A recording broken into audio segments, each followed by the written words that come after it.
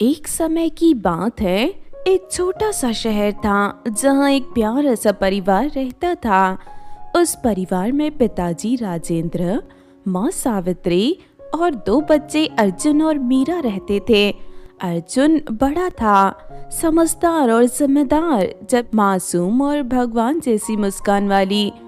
उनका घर छोटा सा था, लेकिन उसमें सुकून, प्यार, खुशी भरी थी।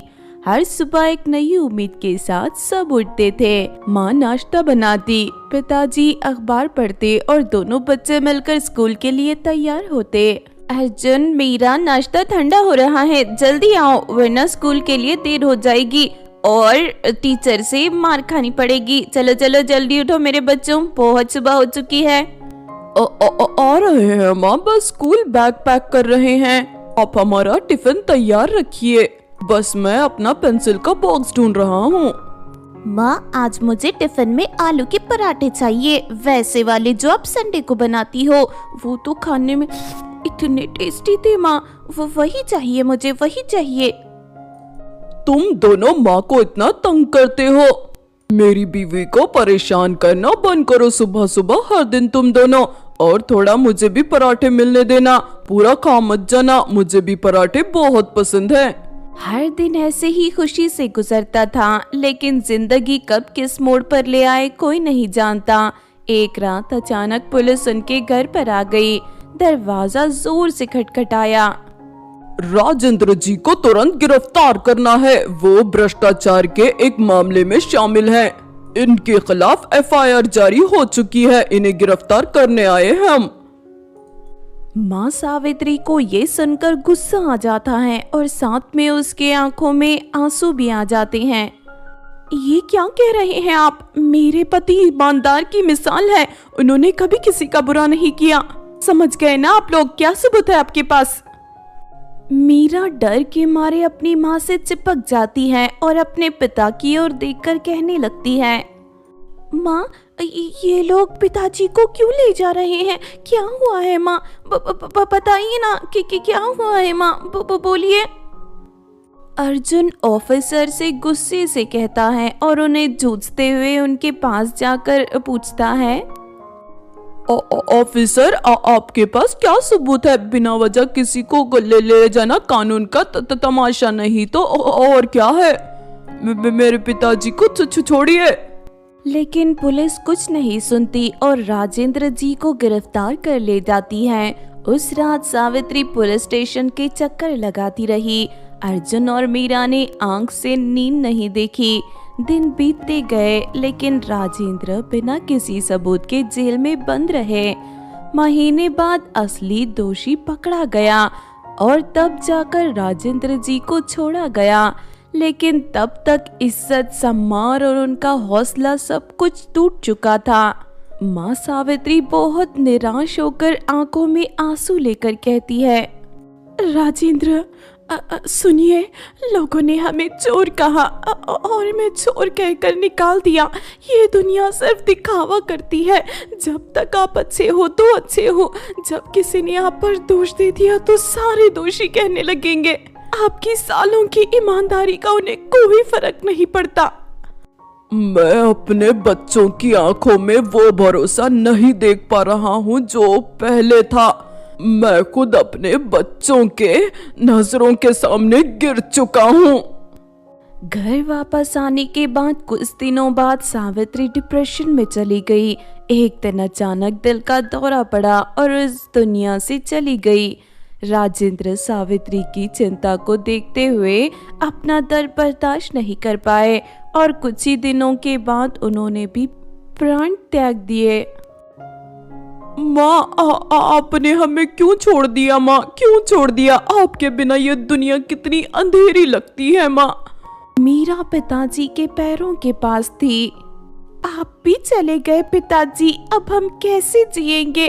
आप दोनों के अलावा हमारा कोई नहीं था। कौन देखभाल करेगा हमारी? कौन हमें खाना खिलाएगा? कौन हमारे लिए खाना बनाएगा? ये दुनिया अब उन दोनों के लिए अजनबी बन चुकी थी। पड़ोसी पहले कुछ दिनों मदद करते रहे, लेकिन धीरे धीरे सब पलट गए। अर्जुन ने अपने पिता की थोड़ी बहुत जमीन और प्रॉपर्टी को संभालने की कोशिश की। तभी एक दिन उनकी बुआ विमला आई, जो पहले कभी उनसे मिलने नहीं आई थी। अर्जुन, मीरा, तुम दोनों कितने अकेले हो गए हो। मैं आई हूँ तुम्हारे लिए। माँ बाप तो चले गए, लेकिन अब मैं ही तुम्हारी माँ हूँ और पिता भी। मीरा और अर्जुन की आंखों में आंसू थे। दोनों जो औरत आई थी बुआ कहकर उसे देख रहे थे। बुआ, आप इतने दिनों तक कहाँ थे? हमें आपका सहारे चाहिए। हम अकेले महसूस करते हैं। मीरा अर्जुन की हाँ में हाँ मिलाती है। माँ की कमी तो कोई पूरा नहीं कर सकता, लेकिन आपके साथ हमें जिंदगी में खड़ा होने की ताकत मिलेगी। बनोगी ना बुआ आप हमारी ताकत? हमें हमारे माता पिता का नाम रोशन करना है। शुरू में तो सब कुछ ठीक था। विमला बुआ खाना बनाती, सफाई करती, दोनों का ख्याल रखती, लेकिन कुछ हफ्तों बाद ही असलियत सामने आने लगी। अर्जुन को हर बात पर डांट पड़ती। मीरा से दिन भर सफाई करवाई जाती। बुआ का गुस्सा बढ़ता ही गया। वो दोनों पर बहुत ज्यादा जुल्म करने लगी। जैसी वो पहले थी अब वो नहीं रही। अर्जुन, तू दिन भर क्या करता है? जमीन का कागज मिला या नहीं? तूने मुझे बोला था जल्दी ढूंढ कर तू सारी जमीन मेरे नाम कर देगा। अगर कल तक तूने जमीन के कागज नहीं ढूंढे तो मैं तेरा हाथ जला दूंगी, याद रख। बुआ, मैं कोशिश कर रहा हूँ। कोर्ट से पेपर मिलने में वक्त लगता है। आप तो कानून अच्छे से जानती हो, और वैसे भी पिताजी के ऊपर का इल्जाम हटने में कुछ समय बाकी है। उसके बाद ही पेपर मिलेगा। बुआ, मुझे भूख लगी है, क्या कुछ खाने को मिलेगा? कल सुबह से कुछ नहीं खाया है, और रात को जो आपने रोटी दी थी वो तो बासी निकली। मैंने खाया ही नहीं। जैसे ही निवाला मुंह में डाला तो मुझे उल्टियां हो गई। कुछ तो खाने को दे दो बुआ, ये सारा काम मैं जल्द कर दूंगी। भूख लगी है, भूख लगी है, हर वक्त यही कहती रहती है। पहले काम कर, फिर खिलाऊंगी तुझे खाना। तुम दोनों सिर्फ खाना और सोने के लिए बचे हो। जल्दी जल्दी सारे काम निपटाओ। और हाँ अर्जुन, तू जाकर कुछ काम करके पैसे लेकर आ, समझ गया ना? तभी तुझे भी खाना मिलेगा। दोनों विमला बुआ से तंग आ चुके थे, लेकिन अपने पिताजी के लिए दोनों बुआ से कुछ नहीं कहते। एक रात अर्जुन और मीरा ने विमला बुआ को अपने किसी दोस्त से बात करते सुना। अगर इन दोनों को हटा दें तो सारी जमीन और प्रॉपर्टी मेरी हो जाएगी। तू बस वक्त पर आ जाना, बाकी का काम मैं संभाल लूंगी। इन दोनों को जब रास्ते से हटाएंगे तभी हमारा काम पूरा होगा, समझ गया ना? ओ मीरा, हमें यहाँ से निकलना होगा। बुआ हमें मारना चाहती है। ये प्रॉपर्टी के लिए बुआ हमें मारना चाहती है। चलो निकलते हैं यहाँ से। भैया, लेकिन हम जाएंगे कहाँ? हम कहाँ जाएंगे? हमारा तो कोई नहीं है, कुछ नहीं है। हमारे पास कुछ भी नहीं है। लेकिन हमें जिंदा रहना है। माँ पिता की कसम, मैं तुझे कुछ नहीं होने दूंगा। तो तू चल मेरे साथ। मैं मेरी आंखों के सामने तुझे मरते हुए नहीं देख सकता। हमें माँ पिता का सपना भी पूरा करना है। रात के अंधेरे में दोनों बच्चे कुछ कपड़े और थोड़े पैसे लेकर घर से निकल गए। भागते भागते एक बड़े जंगल पहुंच गए। जंगल घना था, लेकिन वापस जाने का सवाल ही नहीं था। मीरा भागते भागते चलते चलते बहुत ज्यादा थक चुकी थी। उसने खाना भी ठीक से नहीं खाया था। वो थक कर अपने भैया से कहती है, हाँ, बस भैया बस, मैं अब नहीं चल सकती। भैया, कितनी दूर आ चुके हैं हम? अब क्या होगा? जंगल तो घना है। हमें बहुत भूख भी लगी है। देख मेरी बहन मीरा, यहाँ आसपास कुछ भी नहीं है। मैं कुछ फल ढूंढने जा रहा हूँ। तो तुम ये पेड़ के नीचे बैठ जाओ, मैं जल्दी आऊंगा मेरी बहन। फिक्र मत करो। तभी एक चोर वहां पर आ गया। उनका छोटा सा पर्स जिसमें थोड़े बहुत पैसे थे वो छीनकर वहां से वो भाग निकला और पीछे मुड़कर कहने लगा, जंगल में दया नहीं होती बच्चों, सीखो जिंदगी का असली रूप सीखो। अरे ओए रुक जा, हमसे सब कुछ छीन लिया गया है, अब ये सिर्फ पर्स ही बाकी है, अब तू ये भी ले लेगा, रुक जा। भैया अब हमारे पास कुछ नहीं बचा, अब हम क्या करेंगे भैया, वो तो थोड़े बहुत पैसे थे अब वो भी चले गए।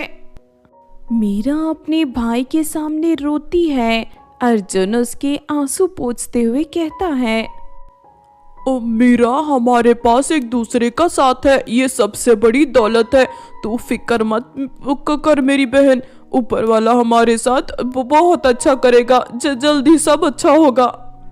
दोनों एक दूसरे को दिलासा देकर रो ही रहे थे कि तभी उन्हें नदी के पास कुछ रोने की आवाज सुनाई दी। दोनों आवाज की तरफ आगे बढ़े। भैया देखो वहाँ एक कुछ छोटी छोटी लड़कियां रो रही हैं, जैसे परी लगती हैं।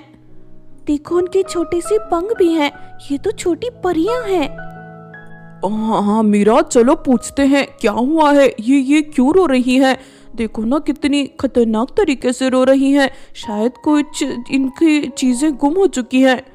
दोनों पास गए और देखा 5 सुंदर सी परियां रो रही थी, छोटी। उनका चेहरा उदास था, आंखों में आंसू का समंदर था, जैसे किसी ने उनका कुछ छीन लिया हो।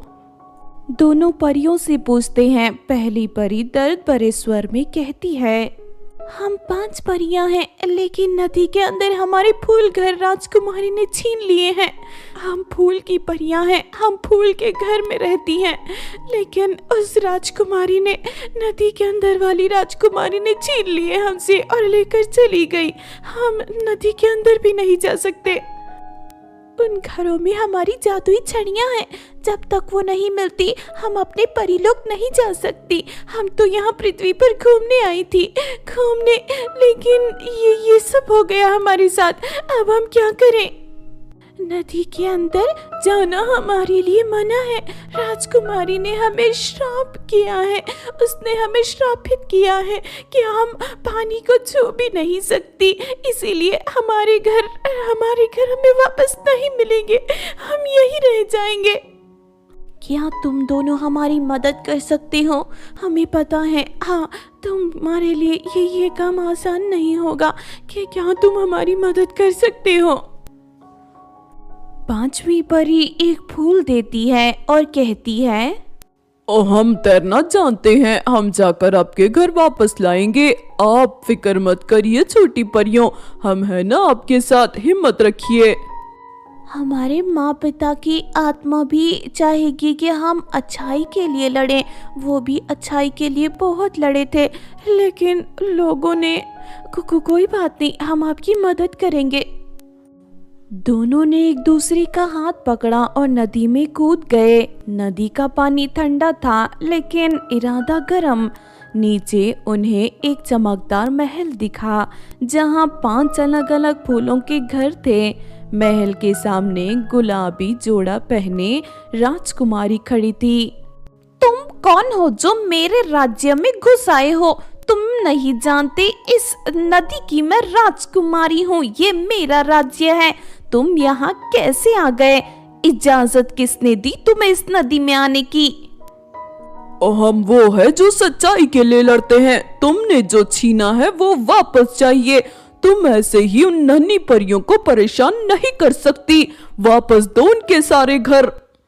तुम दोनों मुझे गुस्सा दिला रहे हो, ये लो एक बांस, देखते हैं कैसे बचते हो। अर्जुन और मीरा ने मिलकर एक और फूल उछाला। फूल से एक बांस प्रकट हुआ जो चील से भिड़ गया। बांस ने चील को जख्मी कर दिया और वो नीचे गिर गया। अब तो तेरी बारी है राजकुमारी, तैयार हो जा हमारे वार के लिए, तू जिंदा नहीं बचेगी। उन्होंने बाकी के 3 फूल एक साथ उछाल दिए। 3 फूल शेर, बाज और अजगर बन गए। तीनों राजकुमारी पर झपट पड़े और उसे नोचकर खा गए। अचानक सब शांत हो गया। अर्जुन और मीरा ने 5 फूल घर उठाए और नदी के ऊपर आए। परियों का इंतजार कर रही थी। हमारे घर, तुम दोनों ने हमें मुक्ति दी है। ये हमारे घर है, 5 फूल घर। इसकी वजह से हम अपने परिदेश लौट सकते हैं। तुम दोनों का बहुत बहुत शुक्रिया। तुम्हारा हम पर बहुत बड़ा एहसान रहेगा। हमने सोचा था कि पृथ्वी के लोग बहुत बुरे होते हैं, लेकिन ये जान लिया कि पृथ्वी पर अच्छे लोग भी होते हैं तुम जैसे। तुम दोनों बहुत बहादुर हो। तुम्हारा शुक्रिया बच्चों। हम तुम्हारे लिए कुछ करना चाहते हैं। बताओ तुम दोनों को क्या चाहिए? जो भी चाहिए हम तुम दोनों को देंगे, क्योंकि तुमने हमारी जिंदगी बचाई है। हम ज्यादा दिन तक पृथ्वी पर नहीं रह सकते, क्योंकि हमें परिदेश का ऑक्सीजन चाहिए। यहाँ का ऑक्सीजन हमारे लिए थोड़ा सा हानिकारक है। तुमने हमारी जान बचाई है। अब हम जा सकते हैं हमारे घर। कहो तुम्हें क्या चाहिए? हमारी बुआ हमें मारना चाहती है। कुछ दिनों पहले हमारे माँ पिता का देहांत हो गया। रो मत मेरी बहन। सुनो परियों, हमारी बुआ बहुत खतरनाक है। उसने हमें मारने का प्लान बनाया है ताकि वो हमारी प्रॉपर्टी हड़प सके। इसीलिए हम घर छोड़कर यहाँ आ गए थे। तभी आप लोग मिले। तुम लोग चिंता मत करो, हम सब संभाल लेंगे। तभी एक परी वहाँ पर एक कंकाल प्रकट कर देती है और कहती है, सुनो भूतिया कंकाल, आज से तुम इन दोनों की हिफाजत करोगे। याद रखना, इनको कुछ नहीं होना चाहिए कभी भी, क्योंकि इन दोनों ने हमारी बहुत बड़ी मदद की है। इनका एहसान है हमारे ऊपर। मैं इन दोनों का ध्यान रखूंगा, तुम लोग चिंता मत करो। साथी परियां उन्हें बहुत सारे सोने के सिक्के देकर उन्हें उनके घर जाने के लिए कहती है और वहां से अपने फूल घर लेकर चली जाती है। दोनों बच्चे अपने घर जाते हैं। बुआ दरवाजे पर खड़ी होती है और सोने के सिक्कों को देखकर उसकी आंखें चमक जाती है। तभी वो सोने के सिक्के खींचने लगती है।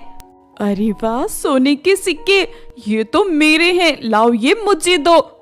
तुम दोनों कहाँ गए थे? मैं तुम्हें जिंदा नहीं छोड़ूंगी। ये प्रॉपर्टी, ये घर और ये सोने के सिक्के सारे मेरे हैं। बुआ दोनों को मारने के लिए आगे बढ़ती है, लेकिन तभी वहाँ कंकाल आ जाता है और बुआ को बिजली के झटके देता है। बुआ जोर जोर से चिल्लाने लगती है। तभी कंकाल जमीन में गड्ढा खोदकर बुआ को वहाँ पर दफना देता है। बुआ की कहानी खत्म हो जाती है। फिर दोनों बच्चे वो सोने के सिक्के बेचकर अपने लिए स्कूल में एडमिशन करवा लेते हैं। साथ में वो सोने के सिक्कों की मदद से गरीबों की भी मदद करते हैं। फिर दोनों मिलकर हंसी खुशी अपना जीवन जीने लगते हैं। साथ ही कंकाल हमेशा उनकी हिफाजत करता है।